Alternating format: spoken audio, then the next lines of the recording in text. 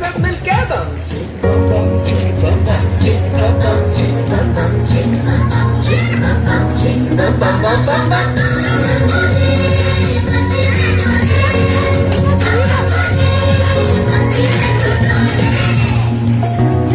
ऐसी रंगों भरी अपनी दुनिया है क्यों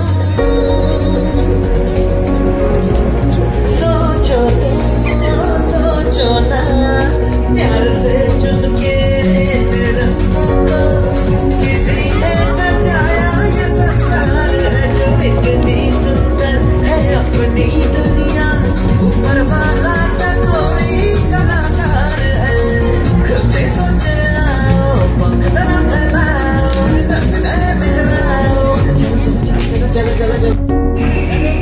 आपण आलो आहोत मॅप्रो गार्डन मध्ये। इथे मस्त अशी फुलं आहेत आणि छान डेकोरेटिव्ह गार्डन केलेलं आहे आणि पाहू शकतो आपण लहान मुलांबरोबरच पालकांसाठी सुद्धा मॅजिकल मोमेंट्स ठरू शकतात हे मॅप्रो गार्डन। तर लोणावळ्याजवळ हे छान असं मॅप्रो गार्डन आहे, अगदी जवळ आहे मुंबईच्या आणि आपण एन्जॉय करू शकतो।